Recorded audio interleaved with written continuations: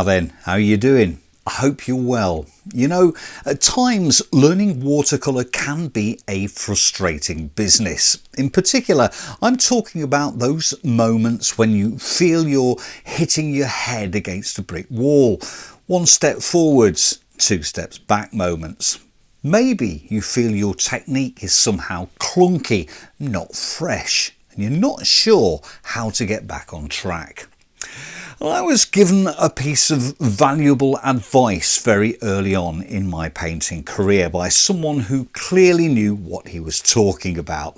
To this day, I don't know who he was. I was young and I didn't take advice well, but I am indebted to him nevertheless.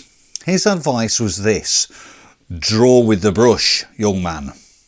In this video, I want to pass on that same advice with a simple exercise that anyone who is learning to paint in watercolour might like to try.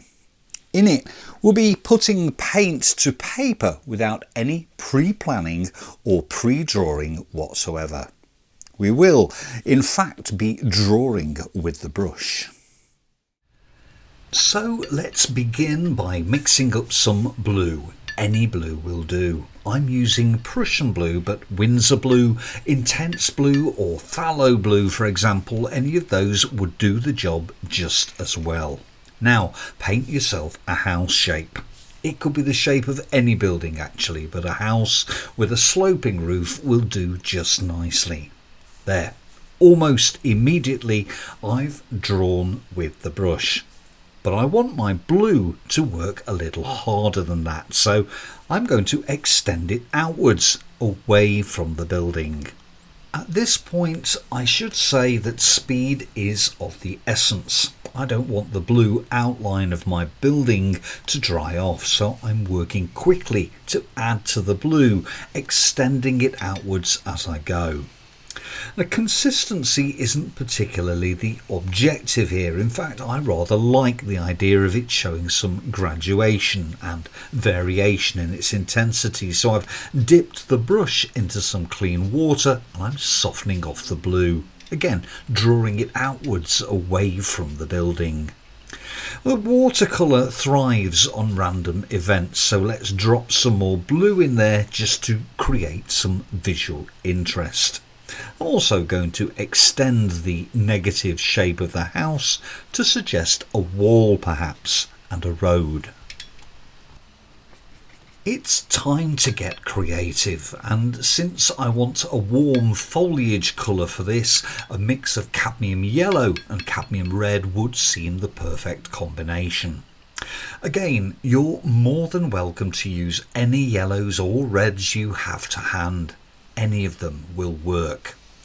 And as you can see, I'm applying it liberally to the left hand side of my scene, working it into the blue, which is still damp, and encouraging the two colours to bleed together. Well, it's important to note how different the yellow applied to the fresh, untouched paper is to the area where it has mixed with the blue. The yellow area remains bright and vibrant because it is untainted by the blue, but also because of the white of the paper shining through from behind it. Watercolour is a transparent medium. All the light within a watercolour painting comes from the white of the paper. If it helps, think of it as a backlight. Naturally, where the two colours meet, the result is green. But what's more important is to understand the concept of throwing the two colours together and allowing them to interact as naturally as possible.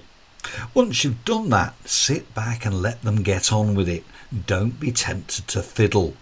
Trust me, it won't end well. Good continuity dictates that anything passing behind an object should preferably reappear on the opposite side, so I've continued with the yellow in the hope that it looks convincing as a bunch of trees. Again, if you're going to try this at home, don't fiddle. Well, I think it's worth saying that while the paint is still damp, it can be manipulated. I'm a little unhappy with the left-hand side of my building not being vertical. Well, that slope would definitely not pass building regs. Because it's damp, I can still correct it. Just a note of caution though. A little modification like this comes with its own risks.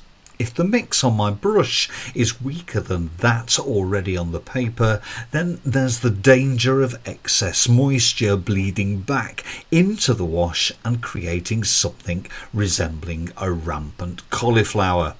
Not always a bad thing, but rarely a good thing.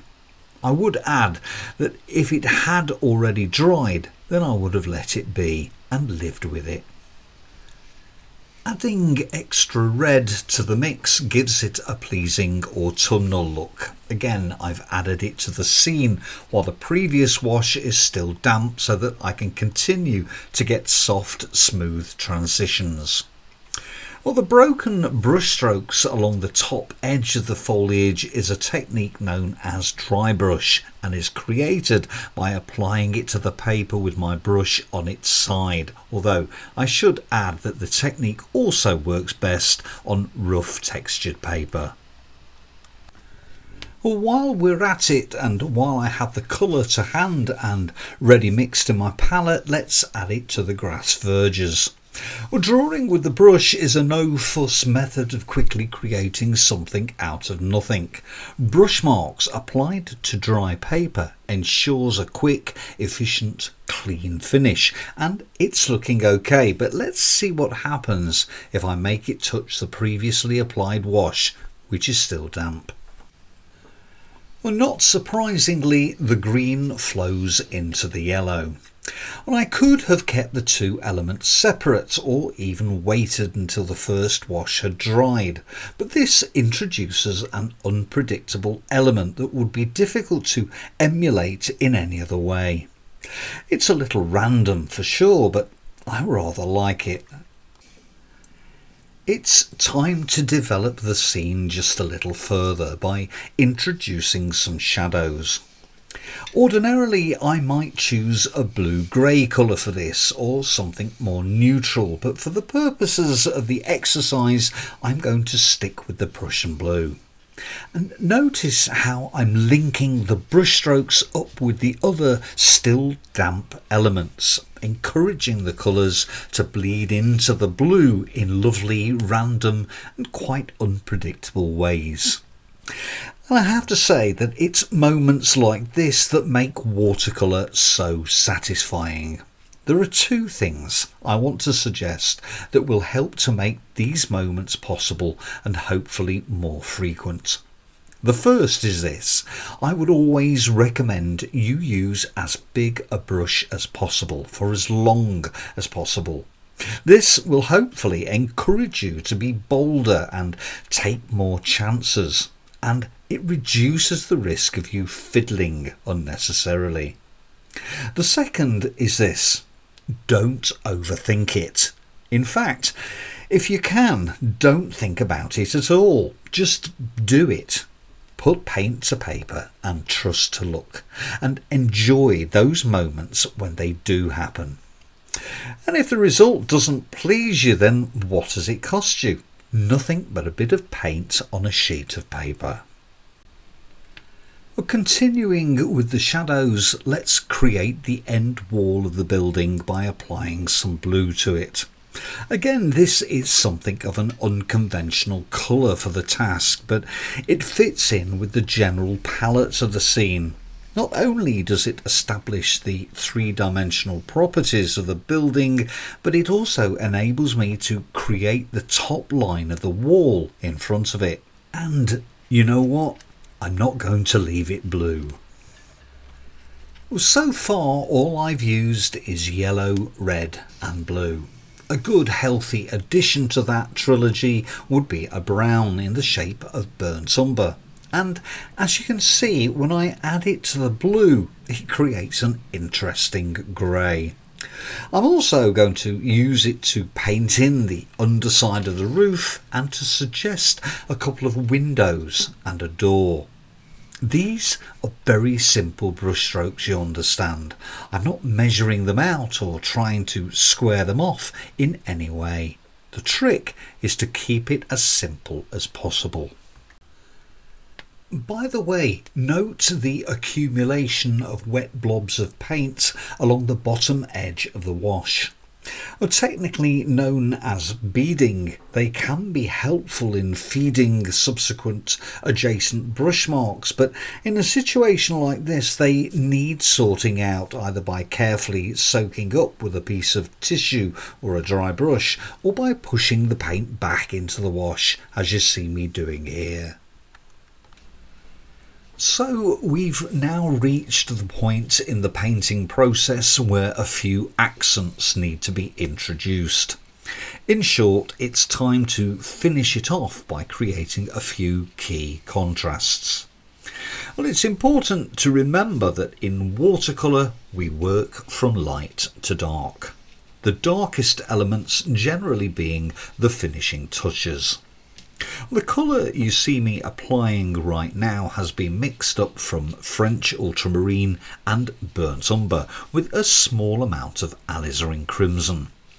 When it comes to the darkest tones in almost any painting, this is my go-to mix. It's by no means a definitive one though. There are many different ways of achieving the same or similar colours in watercolour, and however you like to mix your dark tones is perfectly fine. Placing the darker tone next to the edge of the building has given it the extra impact it needs. I'm repeating the process with the tree on the left, applying dark tones in such a way as to create light tones. This is a form of negative painting where the spaces between the brushstrokes are more important than the brushstrokes themselves. Here the light spaces represent light foliage, the very edge of the tree, if you like, and on the opposite side of the road I've shaped a small light post of sorts on the edge of the wall. With the dark tones still in my palette and on my brush, there are just a couple of extra little things I want to show you. Well, I've used it to emphasise the windows and door on the edge of the roof along the left hand side. I'm doing the same to the roof edge on the facing wall, but watch what happens as I soften it off with a damp brush.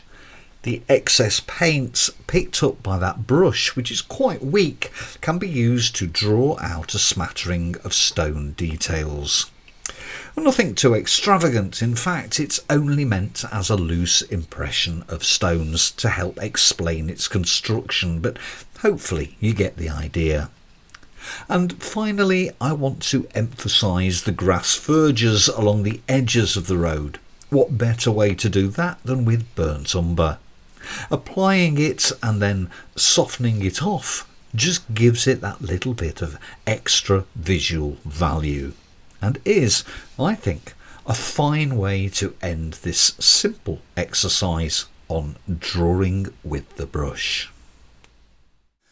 Well, I hope you found that helpful and that you may even feel motivated to have a go at it or something similar yourself. In the meantime, here's a time lapse of the technique in action.